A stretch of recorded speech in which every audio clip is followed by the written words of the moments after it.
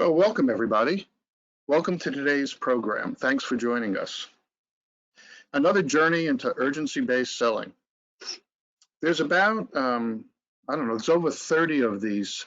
So if you're interested, write to me afterwards, and I'll be glad to send additional links to you.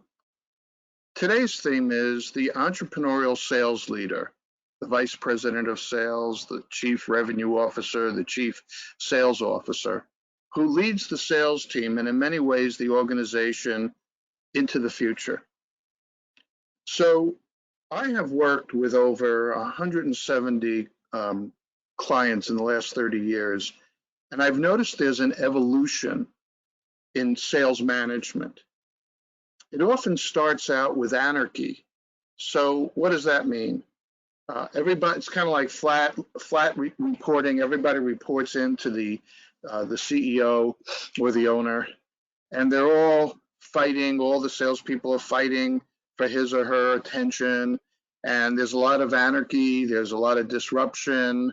There are no processes, and there's a lot of upset and pain and demotivation. And when there's enough pain in the organization, I find that they move to level 2.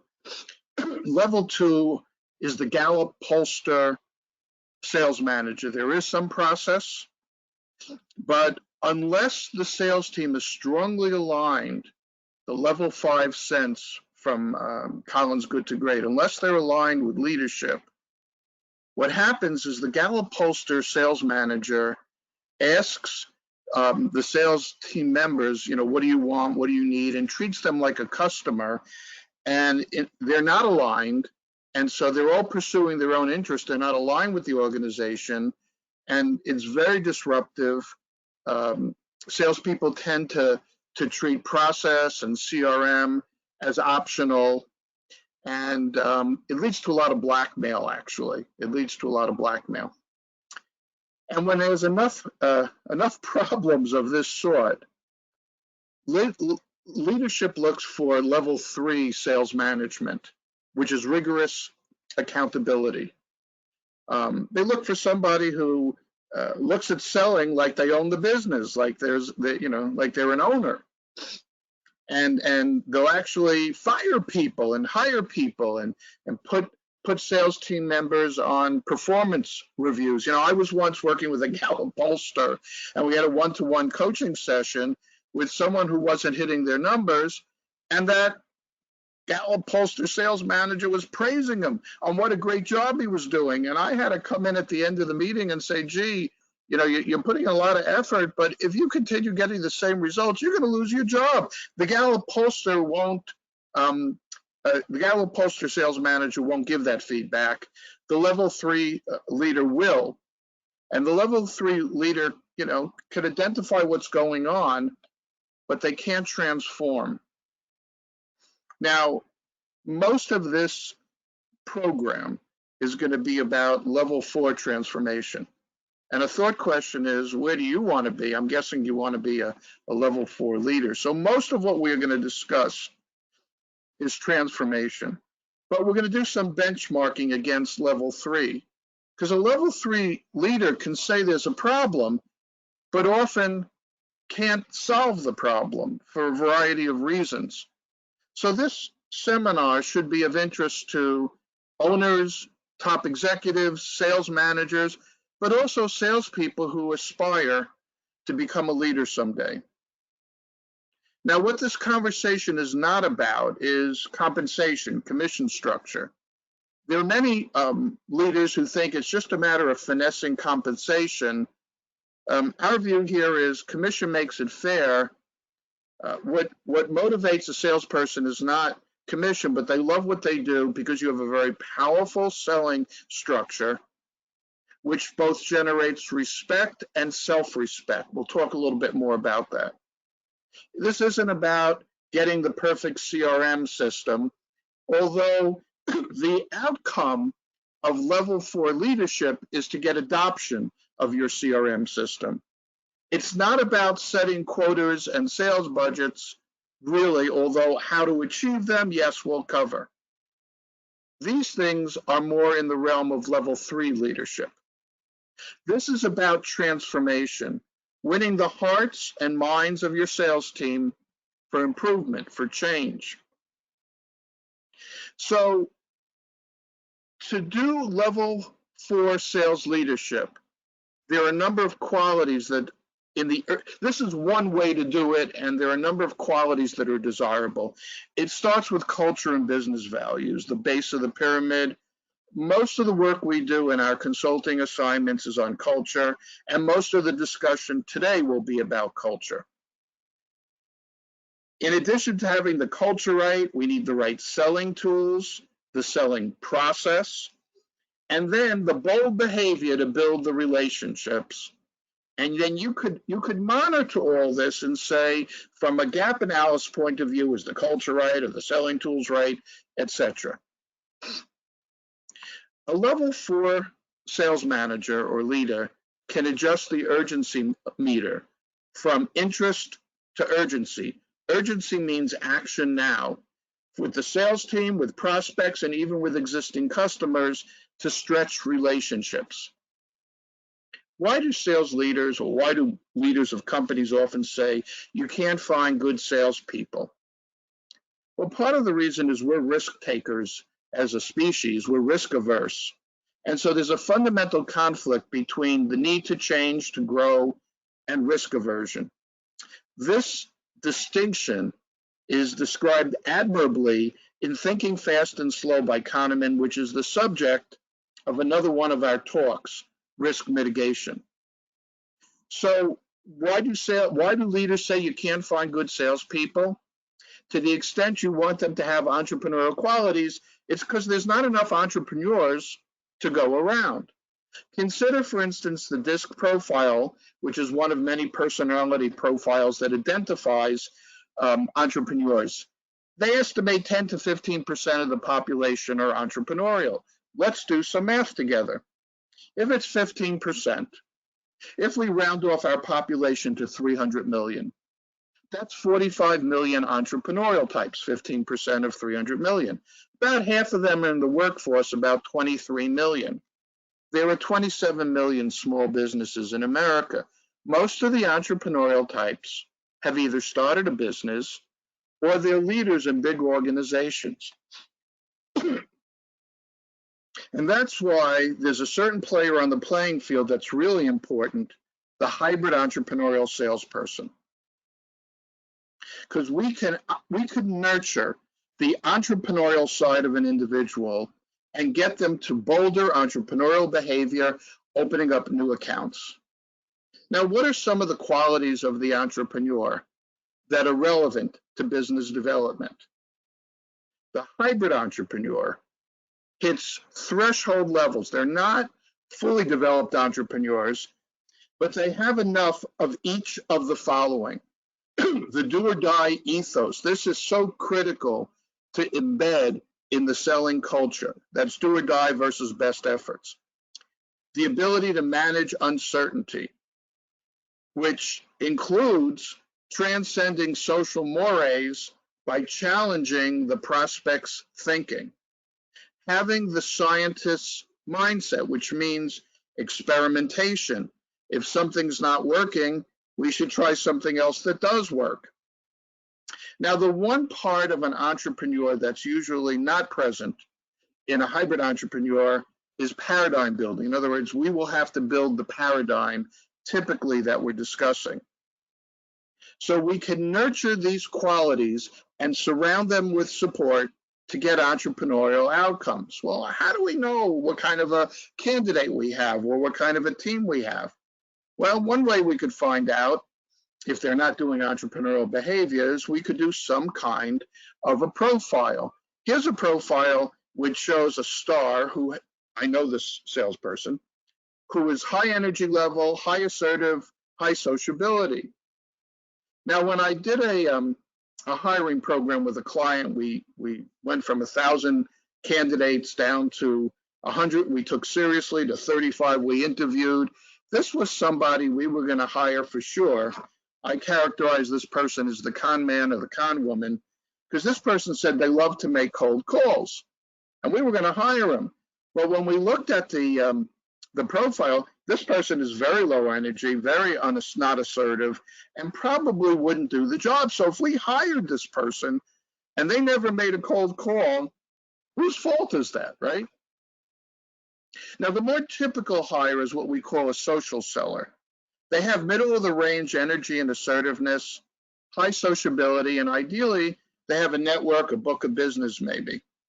Now, these folks are hybrid entrepreneurs, and they can be nurtured and coached to do entrepreneurial behavior with one important caveat. They have to be coachable.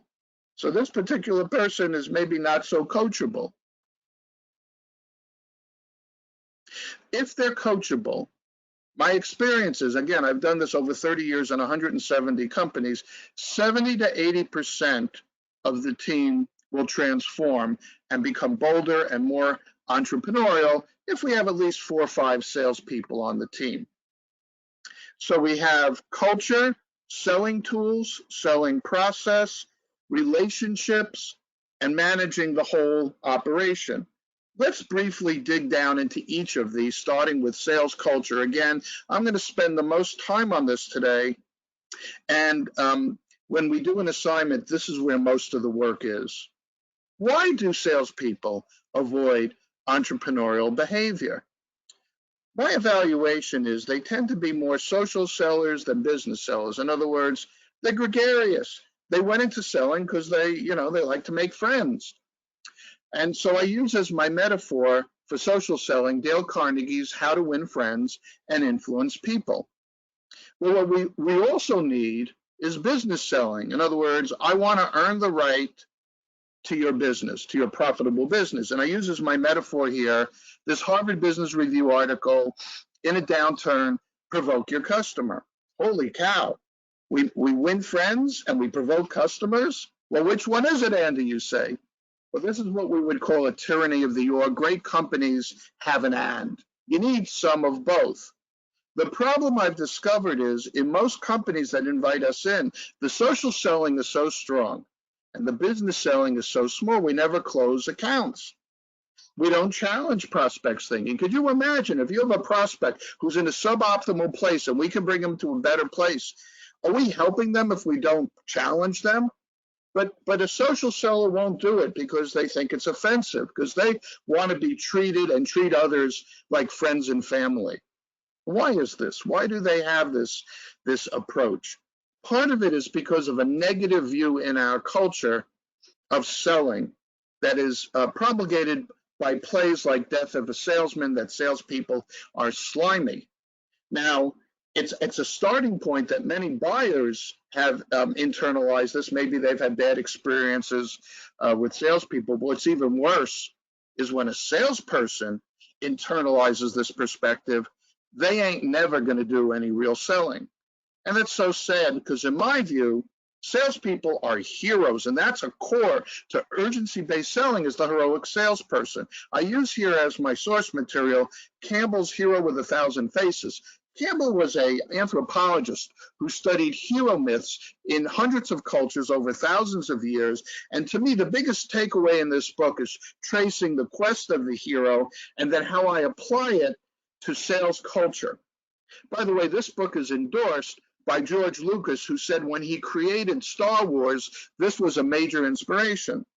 To make it a little clearer, let me take you into a myth. Let's look at a myth for a moment, a classic myth. Thousands of years ago, there's a village. Things are going great. Everybody's happy. And then a fire-breathing dragon moves into the neighborhood. This is a myth, of course, right? So what happens? When enough cattle get eaten, when enough people get killed, what happens? The mayor, the king, the queen, the vizier call all the people into the center of town, and they make an announcement. We got a problem. Somebody's got to kill the dragon. And if somebody will kill it and cut off the head and bring it back so we know the dragon's killed, right? You can get half my fortune, and if you're the marrying type, you can marry my son or daughter, whatever you want. And if we zoom in on the center square, we'll notice that most people are hanging their heads down and shuffling their feet. They're not making eye contact because they're ashamed. They don't want to go forward. But in a classic myth, one person says, I'll go, and they go out and en route to meeting the dragon. They have adventures. And because they're a worthy hero, because they're worthy, rather, excuse me, because they're worthy, they meet allies on the road who give them magical gifts like the cloak of invisibility or the shield of invincibility, or the magic sword that could pierce anything. And they finally confront the dragon, and they have an epic battle and kill the dragon, cut off the head and bring the head back and get their reward. And the key question here is, when do they become a hero? Many people, when I discuss this in a teaching in a class, will say, well, when they come back, they're acknowledged, they get the reward. But the clear answer through thousands of years is this person becomes a hero when they raise their hand and say, I'll go, because they're facing uncertainty. And when someone does true selling, isn't that what they're doing every day? They're facing uncertainty. They fail more than they succeed. We face fire-breathing dragons, but they're dragons of the mind when we sell. They're not literal fire-breathing dragons. But in order to close new accounts, we have to overcome the buyer's sense of guilt of leaving the current relationship. We face buyers who are ignorant, they're complacent. Haven't you heard it said that buyer's so lazy how could they even breathe? And more than anything else, we open the closed mind. We open the closed mind. And that's key to our sales culture, and that's also key to moving civilization forward. Well, how do we do this? We use the two-summit metaphor. The prospect has climbed to the top of that summit, and they're looking down and saying, wow, I'm in great shape. And because they're looking down, they're not noticing that right next door, there's a true summit, a higher summit, a summit of well-being that we could bring them to. And the essence of selling or persuasion is the prospects looking down, and we have to get them to look up to notice the true summit of well-being, the vision of what we could do. And this is important for two reasons. First of all, it's how we earn the right to access, but it's also the fuel for the salesperson. It's the source of self-respect. Remember, we talked about respect and self-respect. This is the source of respect. The vision we bring the client. So the salesperson is on 5 quests or crusades, obviously on behalf of themselves, but then also, hopefully they're loyal to the company, they're questing on our behalf of the company, and ideally, they're team players. They understand that if they don't bring in a sale, the team doesn't eat. There's no work. And then the ironic part of the quest is they're questing on behalf of a client to bring them to a higher level of well-being, and that client's saying, go away, I'm good. And then finally, there's the higher cause. To me, the higher cause here is opening the closed mind, because that's what moves civilization forward. That's why I love what I do, is I help people open the closed mind. So if you're looking for the right kind of candidate, here are 5 recruiting questions you might ask. Using your last position as a basis, if you had a good week of business development, what happened? When a prospect says, I'm good, how do you respond? When a prospect shows skepticism, how do you handle it? When a prospect says your price is too high, what do you do? If a prospect has gone radio silent, what efforts do you make to revive contact? By the way, if you would like to get a list of these questions, send me an email after the seminar is over. So let's go back again and do a few other things on developing the hybrid entrepreneur. Let's go to tools now. So we went over business values. The second thing is what's in your selling tools.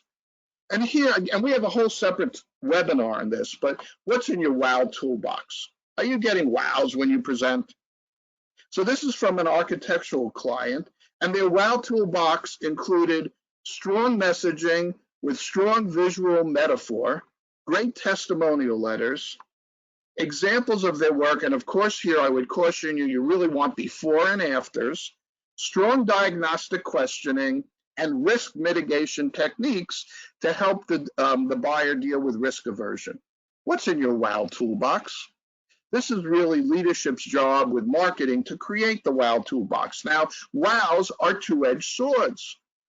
If you talk to a salesperson after a presentation and there ain't no wows, you probably need to amp up the presentation. It's not strong enough. Maybe your tools are not strong enough.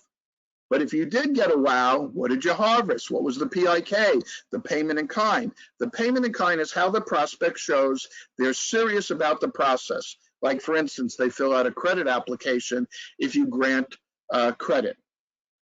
Next, we're going to look at process. So we have the right culture, the right tools.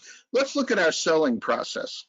Now, what I'm showing you now is our standard sales crew. You undoubtedly have your own. The standard sales crew has three parts. The first part, the first 7 steps, sets up the serious conversation. How do we know it's serious? PIKs, payments in kind. And most importantly, so the prospect will do our fact finding, will answer our questions. Once they answer our questions, then we can determine, is there a fit, and we prove our case and close the sale. So we have a whole different webinar just on the standard sales call, but let's spend a moment looking at the urgency step. This is probably the most important, one of the most important, if not the most important part of the whole selling process is discovering the customer's or the prospect's urgency and their must-haves. So, from a visual point of view, after you do your early fact finding, you may know 100 things about your prospect, but you can't, satisfy them on 100 things. So what you need are the closing conditions, the series of conditions which, when met, result in the sale. Now, in identifying the closing conditions, you don't want the nice to have, you want the must-haves. I offer you here the theory of the glasses. On each decision maker's desk, there's a series of invisible glasses, each of which stand for a decision-making criteria. And usually there's not too many, 4, 5, 10, it's not 100. If we're going to be in control of the process, and the way I always learned to sell was you only deserve the sale if you're in control. You need to know the names of the glasses. So one of the reasons that steps 1 to 7 are so critical is how you warm up the conversation will determine do you learn the names of the glasses. Once we know the names of the glasses, then our job is to fill the glass, which metaphorically means meeting the needs. That's what it means. And by the way, if we discover the closing conditions, we need to ask a qualifying question. If we meet these needs or conditions, can we do some business? Because maybe they gave you plain vanilla and they're going to stay with the incumbent. So you need to make sure that one of the glasses is uncontested space.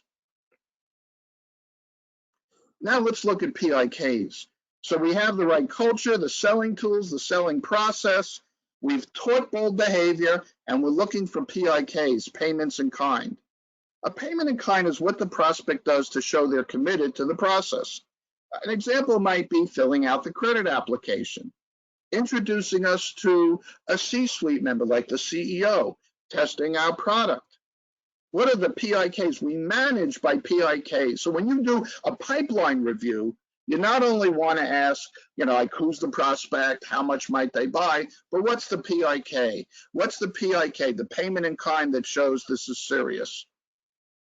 Here are some other important bold behaviors that you could use to assess the entrepreneurial quality, key performance indicators. These are forward-looking key performance indicators. How many warm introductions did you get from big fans? How many testimonials did you get? Weekly bold behavior drills. What was the boldest thing you did this week? What % of your pipeline is new business qualified by a PIK, a payment in kind? So all of these are forward-looking KPIs. Now, if you got all this in place, now you can manage it, and you can do gap analysis, and you could say there's a weakness in the culture, the selling tools, the process, etc. Well, we know that Rome wasn't built in a day, so we're almost at the end of today's webinar. You might want to think about your takeaways, if any. I'd love to hear from you if you got some value out of it. Any questions, write to andyg@urgencybasedselling.net. Now, we're going to allow 5 minutes for questions, right? So in your question box or in your control panel, you can send in questions. But before we get there, I want to mention our next seminar on 9/12. We're going to discuss why your battle plan, and here you see your battle plan, and we've done a battle plan webinar. Your battle plan isn't enough. It takes brains and guts. Brains represented by chess, thinking ahead, guts representing by the poker chip. It takes brains and guts. Your battle plan is only the starting point. So, thanks again for joining us. We have a little bit of time for questions now. If you have any questions, please send them in to me. If you want a copy of the sales interview questions that I showed, send me an email. I also have a link to a Forbes.com article I wrote on this subject, the Entrepreneurial Sales Manager, which I think has had over 10,000 hits. So let's see if we have a few questions now before we end our program. Just for clarity, are you saying that salespeople who have never shown bold behavior can become bold? Can you give us an example? That's a fair question. I had a client who had not opened a new account in 5 years. They were selling a product, a B2B product, to car dealerships. The reason they had not opened up any company in 5 years was because the salespeople were waiting for the company to give them warm leads. We went through a mindset shift where it became clear that they had to ask big fans for warm introductions. And in the first year of the program, we had a 20% increase in sales after 5 years of no growth. And that was an important contributor to being able to sell the company. Second question. Why shouldn't we expect salespeople to get testimonials without a change program of some sort? Well, maybe you have strong written testimonials that are genetically engineered, that give the before and after case, and also talk about the objection that they had overcome, like I thought I was good, or the devil I know is better than the devil I don't know. Whatever the objections are that afflict you in your business should be in these testimonials. Well, what I can tell you is this is a great way to change, start a change program, but I've done this with 170 companies, over 170, and almost none of them have the salespeople ask for testimonials. In some of them, they've received them. So we shouldn't expect it, because you don't go to your best friend or your relative and ask for a testimonial. People want to be treated like, friends and family, and so we need a mindset shift. Why can't I just do this program myself as a sales manager? Well, you probably can if you have the time. We're often brought in by sales leadership that's just so busy they can't do this program. But another thing to consider is, how many times have you done this? I've done this over 170 times. I have time for one more question. What is the biggest team you have trained at one time? The biggest team I've trained at one time is 22 salespeople, and the biggest number I trained in a company is about 100. Well, folks, I think we're going to wrap it up here.